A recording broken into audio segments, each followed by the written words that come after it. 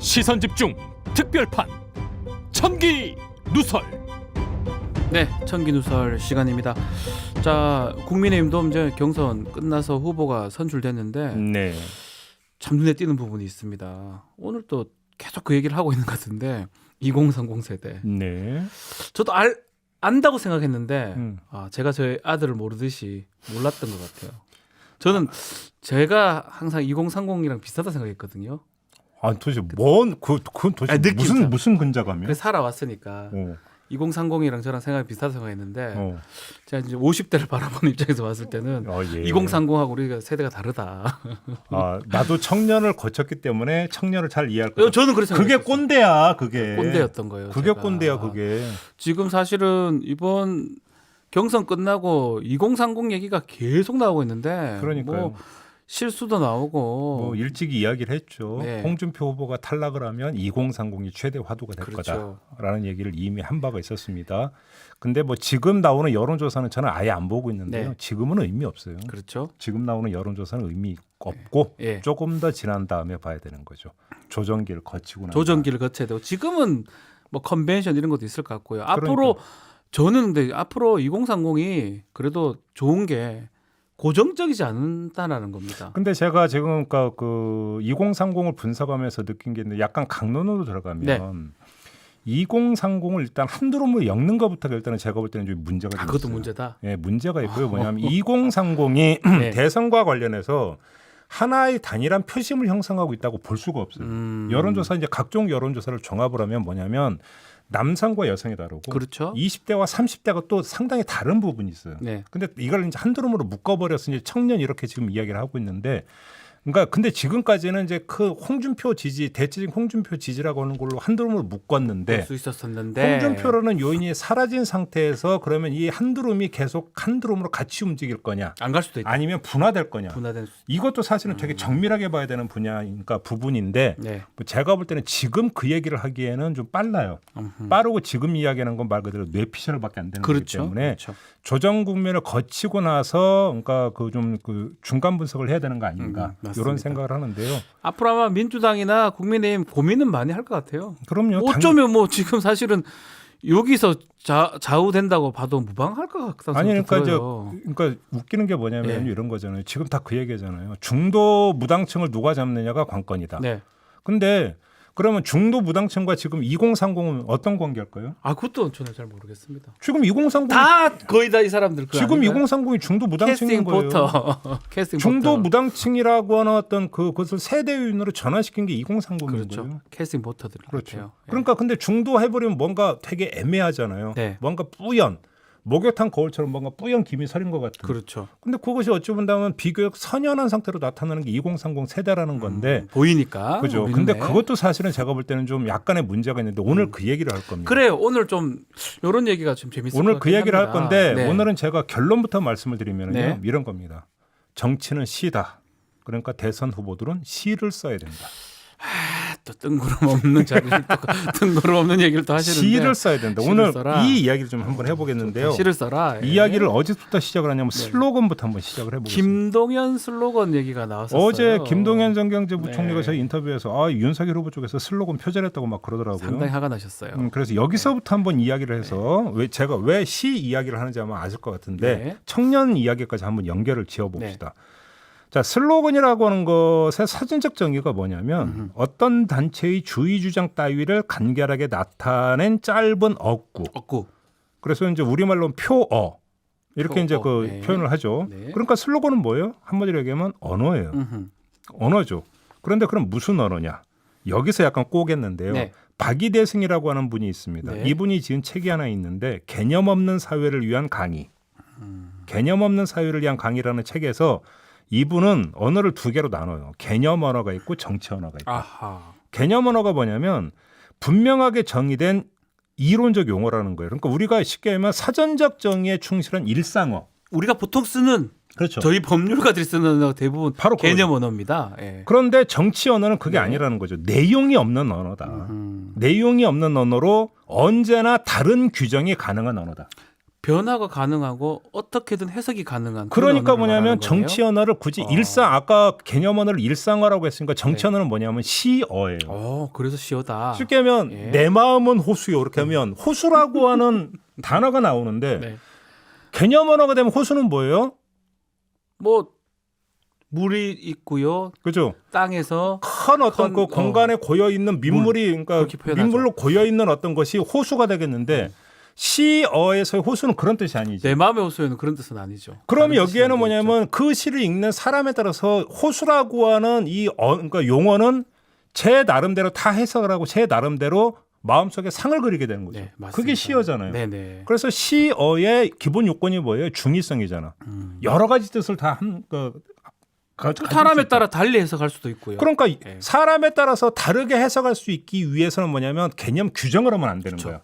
규정돼 버리면 해석이 하나밖에 안 나오니까요. 그러니까, 네. 그러니까 속을 비워야 되는 거죠. 의미를 비워버려야 되고 네네네. 껍데기만 남기는 네. 거예요. 그게 정치 언어라는 거예요. 오호. 그러니까 법률가시니까 법률가는 단어를 이런 거 쓰면 큰일 나는 거지. 호수 법정 그 법률 문서에 내 마음은 호수였으면 유죄 나옵니다, 진짜로. 그러니까 엉뚱한 얘기 하시면 정치 언어를 그러니까 어려운 말로 쓰지 말고 그냥 시어와 같다 네. 이렇게 이해를 하면 되는 거예요. 시어이다, 시어. 예. 그잖아요. 네. 그 시어라고 하는 것은 일상 언어와 다르게 합리적 정의에서 벗어나서 읽는 이에 따라서 다르게 의미 규정된다는 점이죠. 네. 그러니까 정치 언어는 뭐냐면 속이 비어야 된다. 이런 이야기가 되는데 자, 제가 하나 사례를 들어드릴게요. 제가 이제 이거 하면 가장 먼저 떠오르는 정치 언어가 있어요. 저녁이 있는 삶이라는 슬로건 기억하십니까? 이건 다 기억하죠. 2012년인가 그랬죠. 이거 손학규 대표가 그렇죠. 이거 모르는 사람 없죠. 이거 되게 히트쳤던 슬로건. 대박 났어요, 사실. 대박 났어요. 자, 이 슬로건에 정치 언어가 들어가 있죠. 뭐 저녁이라는 정치 언어가 들어가 있는 거예요. 맞습니다. 그러면 저녁의 그 일상어로서 개념 규정이 어떻게 되는 겁니까? 우리는 법률적으로는 일몰 후, 밤 뭐 이렇게 그러니까 해석이 돼요. 인간미가 없는 거야. 지금 나오네. 해가 져서 해가 뜰까지 저녁 뭐 이렇게 밤. 그러니까 사전을 찾아보면 해가 질 무렵부터 밤이 되기 되기까지의 전까지. 사이 또는 맞아요. 끼니 네. 이걸 저녁이라고 되는데 저녁 먹을래? 예, 이러니까. 저녁이 있는 삶이라고 하는 슬로건에서 나오는 저녁은 그런 의미가 아닌 거죠. 그거는 휴식일 수도 있고 문화생활일 수도 있고 네. 친교의 시간일 수도 있고 뭐 다른 격렬한 시간일 수도 있고 예. 뭐 여러 가지 뜻이 되는 거죠. 네. 그러니까 당시 이 저녁이 있는 삶이라고 하는 슬로건은 사람마다 해석이 다를 수가 있었던 거죠. 다 다른 거. 뭐냐면 예. 워라밸을 꿈꾸는 정규직 입장에서는 이 그 저녁 있는 삶이라고 하는 것을 뭐를 담아내고 워라밸을 담아내는 것이고 그렇죠. 그다음에 일자리를 찾지 못했거나 일자리가 불안한 비정규직 입장에서는 뭐예요? 노동의 안정성을 노동의 나눔을 통해서 노동의 안정성을 기할 수 있는 하나의 방안으로서 저녁 있는 삶을 대할 수가 있는 거고. 저도 그런 생각했었어요. 예. 그잖아요. 저도 뭐 당시 법무관 할 때 장교할 때니까. 예. 활발한 여가 문화생활이 매출 증대로 이어지길 자영업자들 같은 경우도 저녁 있는 삶을 얼마나 맞습니다. 반겼겠어요. 맞습니다. 여기서 저녁은 뭡니까? 손님이 붐비는 그런 그러니까 상이 정말 그런 다른 상- 의미. 예. 그렇잖아요. 그다음에 여유롭고 화목한 가정 생활을 꾸리기를 원하는 가족 구성원 입장에서는 어떻게 네. 되는 겁니까? 뭐 휴식 공간일 수도 거실 있고. 공간에서 함께 네. 모여 있는 그런 그림을 머릿속에 그리는 우리 심상을 가족들 다 모여 앉아서 TV 보든지 뭐 먹든지 그런 것들 저녁이라고 볼 수 있죠. 그러니까 그런 점에서 저녁이 있는 삶은 여러 물건 그러니까 기대라고 하는 네. 여러 물건을 담아내는 바구니 같은 것이었다는 거죠. 그래서 상당히 잘 만들었어요, 이거. 그렇죠. 누가 그러니까 만든지 몰라도. 바구니니까 속이 비어 있으니까 여러 개를 여기에 담을 수 있는 거죠. 네. 정치 언어라는 게 그런 거라는 거예요. 아주 잘 맞죠. 지금 생각해도 아주 잘 만들었던 거. 다만 이제 그걸 네. 주창한 분이 좀 약간 좀 그래서 네, 효과가 좀 약간 반감된 것 만덕산 같긴 한데 가셨다 왔다 갔다 예, 하셔가지고. 하여간 슬로건 자체는 기가 막힌 슬로건이었다고 다들 정말 평가를 하는 최고였습니다. 거예요. 예, 맞습니다. 이 사례에서 그러니까 우리가 정리할 수 있죠. 네. 자, 잘 다듬은 정치 언어. 그다음에 그걸 포함한 슬로건은 국민의 요구를 대변할 뿐만 아니라 그러니까 내가 원하는 게 있는데 그게 뭔지가 약간 애매하고 모호할 때가 있어요. 네. 그거를 명확히 규정해 줌으로써 자기가 원하는 것이 무엇인지를 상을 뚜렷하게 만들어주는 기능. 아, 저절로 또렷하게 만들어집니다. 이걸 이런 기능이 있는 거고요. 예. 또 잘 다듬은 정치 언어 그리고 이게 포함된 슬로건은 미래상을 단순 명확하게 보여주는 사회 조감도 같은 거예요. 그러니까 대선 슬로건으로 이제 한정해서 얘기를 하면 슬로건을 해서 하면 이 사람이 후보가 돼서 대통령이 된 다음에 사회를 이렇게 하면 이 사회가 이렇게 그러니까 그려지는구나. 그림을 그리게 되는 거죠. 그렇죠. 비유하자면 뭐냐면 들어가 살고 싶은 모델하우스 같은 것이 됩니다. 아, 좋다. 이거 모델하우스 같다. 이거 보면 알 수 있네요. 그렇죠. 이 사람이 그리는 그림이 딱 나와 있네요. 예. 그다음에 그래서 이 그 잘 다듬은 정치 언어가 그다음에 그 포함된 슬로건은 결국은 뭐냐면 우리와 그들을 나누는 기준점이 되는 거예요. 네. 그게 작동이 되면서 우리를 최대 규모의 정치 블록으로 만들어준다. 아, 그래서 이 그 슬로건에 동의하는 사람들 모여라. 여기에 동의하는 집단과 동의하지 않는 집단이 갈려지고 그래서 우리와 그들을 나누는 네. 이런 과정이 된다라는 것이죠. 좋습니다. 이해가 다 되고 그래서 제가 와닿았던 것 같아요. 많은 분들이 이 저녁에 있는 사람 너무 좋아했어요. 다만 물론 제가 여기서 하나 말씀드리면 그러면 슬로건 하나 잘 만들면 무조건 대선 승리가 보장이 되느냐?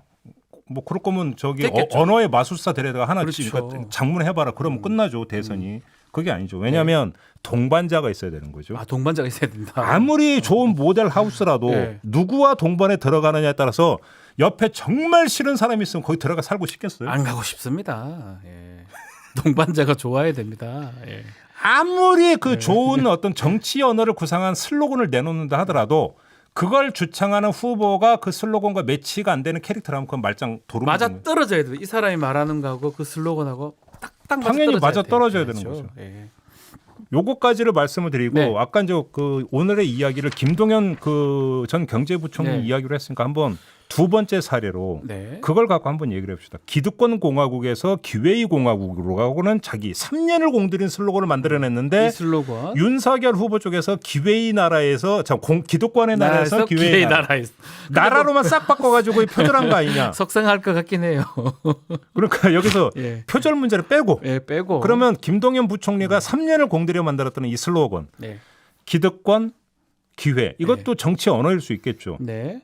그러니까 두 가지 면에서 형식 요건을 갖춘 거예요. 잘 만들었다고 봐야 되면 어떻습니까? 기회라는 기득권 정치 언어를 네. 내세움으로써 모두가 꿈꾸는 기회의 공간을 비워줬다는 점. 그다음에 기득권 대 기회라고 하는 정치 언어를 구조함으로써 우리와 그들의 구도를 짰다는 점. 기득권 세력과 그걸 깨려고 하면 기득권을 깨야만 기회가 열리는 세력으로 그렇죠. 나눠졌다는 점. 예. 그런 점에서 형식 요건은 갖춘 거죠.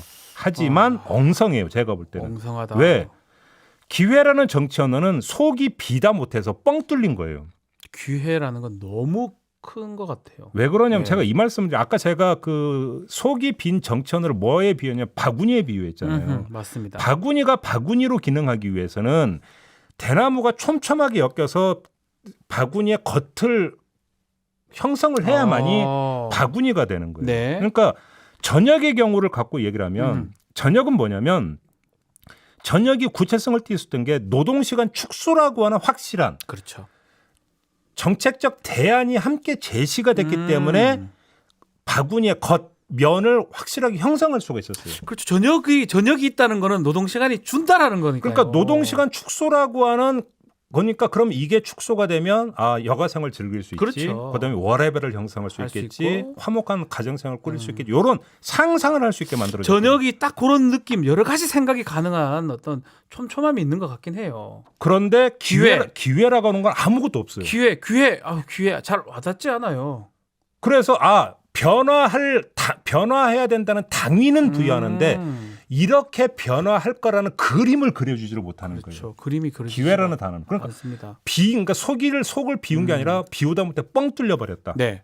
이게 문제라는 건데요. 그래요. 이게 참 그러고 보니까 좀 뭐 와닿는 거 별로 없는 것 같아요. 그렇죠. 네. 그러니까 너무 비워도 안 된다는 네. 거예요.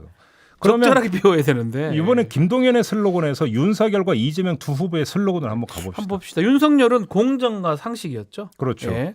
이것도 기회와 똑같아요. 똑같은 무개념이에요. 무개념. 두 개 다 추상적인 단어고 뭔가 채워 넣기에는 너무나 그러니까 개념이 넓어요. 개념 언어가 있고 정치 언어가 있다는데 네. 이거는 그냥 무개념이에요. 무개념. 네. 그래 뭐가 공정이고 뭐가 상식인데 네. 이러한 공정이라고 하는 그림이 그려지지가 않잖아요. 그렇죠. 그냥 당위인 것이지 이거는. 그냥 개념 언어예요. 공정 상식은 그다음에 이재명의 슬로건은 이재명은 합니다잖아요. 조금 더 나은 거 아닌가요? 그래도? 이거는 무개념이 아니라 무주체예요. 무슨 이재명은 얘기냐면 합니다. 예. 아까 정치 언어가 포함된 슬로건의 기능이 뭡니까? 우리와 그들을 나눈 거라고 있잖아요. 네.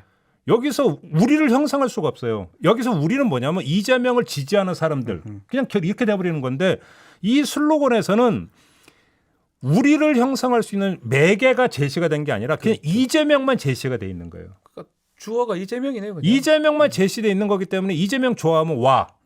우리 편 모여라. 이거밖에 없는 거예요.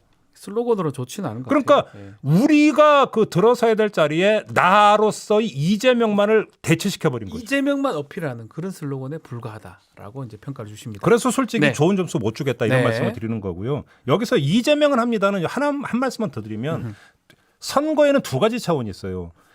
소비로서의 선거가 있고 참여로서의 선거가 있어요. 네. 소비와 참여의 차이가 뭡니까? 저 소비는 뭐냐면은 쇼인데 상품이 진열돼 있어요. 그러면 소비자는 그냥 거기서 하나만 집어들면 되는 거예요. 네. 이 상품이 어떻게 만들어졌는지는 관심이 없어요. 그러니까 들여다볼 이유도 없어요. 그렇죠. 그래서 그 해서 썼는데 아니면 반품하면 그만인 거예요. 그렇죠. 아니면 반품만 그만. 아니면 근데 참여라고 하는 건 뭐냐면은요.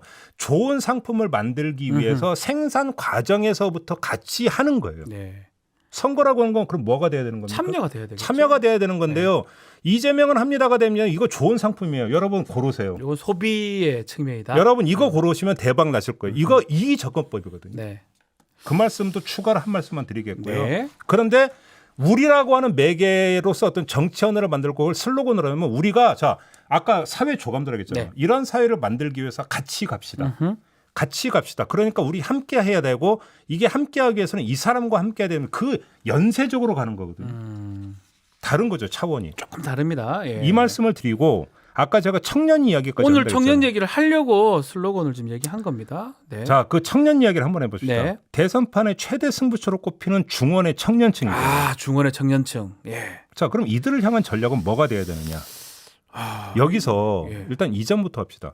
이 청년이라고 하는 용어가 나왔어요. 네. 청년이라는 용어도 제가 볼 때는 개념 언어가 아니라 정치 언어다. 청년. 네. 청년이라고 하는 것을 사전적 정의는 분명히 돼 있어요. 신체적, 정신적으로 한창 성장하거나 무르익은 시기에 있는 사람. 뭐 법적으로도 청년이 35세도 있고 40세도 있고 다 달라요. 법적 규정으로는 몇 살부터 몇 살까지 예. 이렇게 돼 있네요. 근데 지금 정치권에서 이야기하고 있는 청년이 예. 그런 의미이냐? 그게 아니라는 거예요. 네. 왜 그러냐면 제가 왜 이 말씀을 드리냐면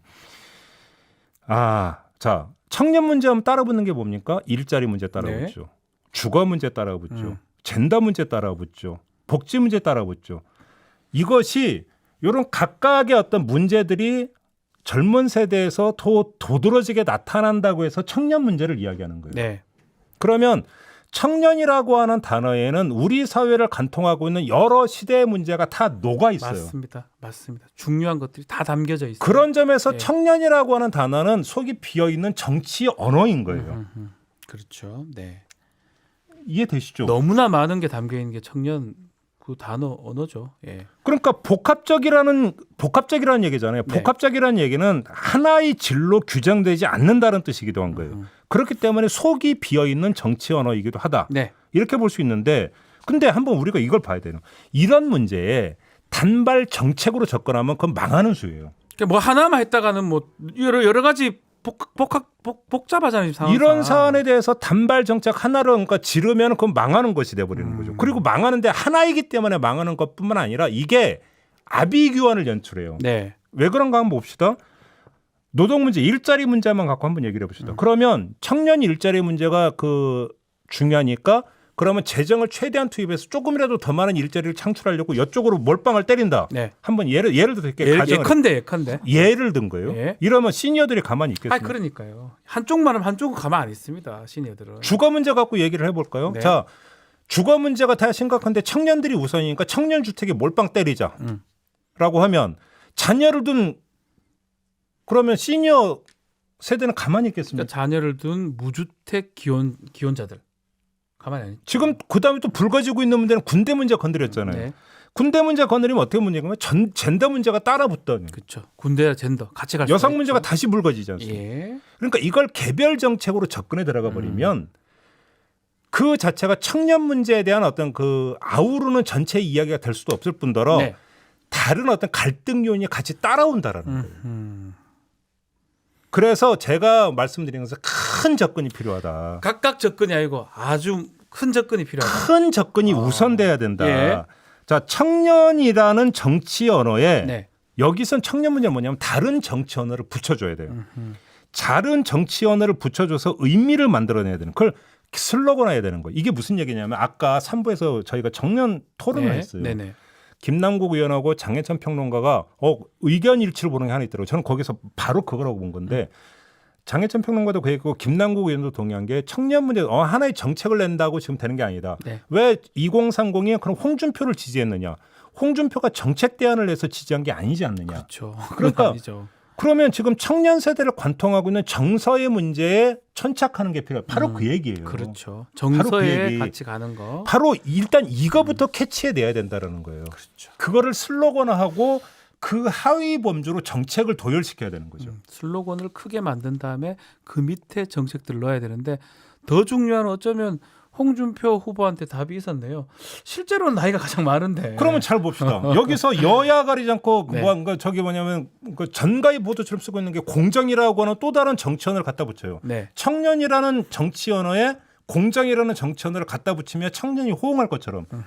그럼 한번 봅시다. 홍준표 의원이 공정이라는 말을 그렇게 많이 쓰던가요? 저는 거의 안 썼다고 봤는데요. 아니 고등학교 후배니까 한번 얘기해 보세요. 거의 저는 써요. 저는 잘 쓰지 않아요. 그런데 왜 그러면 청년 세대는 호응했습니까? 그래서 제가 그게 궁금했어요. 그러니까 청년하면 무조건 공정만 갖다 붙이면 아니라니까요. 무슨 뭐 만병통치가 될 상식 것처럼. 공정이 아니라. 택도 없는 얘기 좀 그게 뭐냐면 얼마나 그게 나태한 접근법인지를 그러니까 좀 맞습니다. 알아야 되는 건데요. 네. 제가 단서 두 가지를 말씀을 네, 드릴게요. 좋습니다. 자, 지금은 별로 안 쓰지만 이명박근혜 정부에서 많이 썼던 이때도 청년 문제는 계속 있었어요. 네. 이때 나왔던 게 헬조선이라고 하는 단어가 있어요. 그렇지. 많이 기억하는 헬조선이죠. 단어죠. 예. 헬은 뭔 뜻입니까? 지옥이죠, 지옥. 지옥이에요. 헬. 그런데 제가 한번 물어보겠습니다. 지옥을 개혁하겠다고 나서는 사람 봤습니까? 기억도 안 돼요. 지옥은요 개혁의 대상이 아니라 탈출의 탈출 대상이에요. 대상이죠. 예. 지옥에서 무슨 기억을 해요? 죽는데. 그런데 그러면 여기에 바로 그거예요. 네. 그런데 왜 그럼 청년들은 헬조선이라는 표현을 썼을까? 네. 여기에는요 어마무시한 어떤 정서가 깔려 있는 거예요. 이 나라는 개혁해서 될 나라가 아니다. 아하.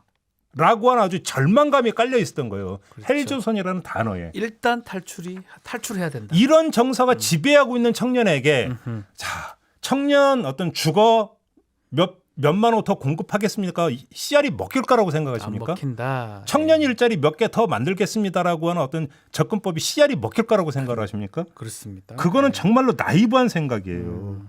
그러니까 부분적인 개혁 대안도 그러니까 하지 말라라는 게 아니에요. 그건 후순위라는 거예요. 그거보다 더 중요한 건 뭐냐면은요. 큰 희망을 줘야 되는 거거든요. 그렇죠. 그게 자. 슬로건을 담아야 된다는 거죠. 그거를 다른 정치언어로 담아내야 되는 거예요. 근데 헬조선이라고 하는 그 이전에 썼던 용어에 담겨 있는 그 절망감, 이거를 어떻게 희망으로 전환시켜 줄 수 있는 정치언어를 만들어내는가. 그렇죠. 이게 요거 키포인트. 이번에 제일 중요한 슬로건 중에 하나. 두 번째 단서가 홍준표인데 그건 지금 얘기한 거잖아요. 네. 홍준표 의원이 2030에 호응을 끈 이유가 과연 정책 처방 때문이었는가? 아니잖아요. 그런 게 뭐 몇 개는 있지만 그게 100%로 보기 아니요. 어렵습니다. 예, 아니에요. 일반적으로 그거 하는 게 아니다, 사이다 아니다. 캐릭터라는 거잖아요. 네. 그러면 사이다 캐릭터가 지금 의미하는 바가 뭐냐? 헬이라고 하는 단어에 깔려 있는 거대한 절망, 네. 그다음에 기대 없음이라고 하는 것과 사이다 캐릭터에 대한 호응, 그거는 뭔가 뻥 뚫으라고 하는 어떤 정서, 그렇죠. 절망감과 뻥 뚫으라고 하는 이 정서를 조합을 하면 거기서 해답이 나오는 이 정서를 담아내는 정치 언어가 나와야 된다는 거죠. 그렇죠.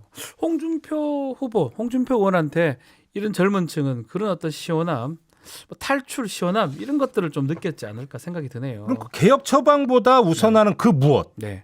사이다 환호에 담겨 있는 그 무엇, 바로 이것이 청년이라고 하는 정치 언어와 짝을 이루는 다른 정치 언어가 될 것이고 이 두 개를 조합한 그렇죠. 슬로건이 나와줘야 만들어야 된다.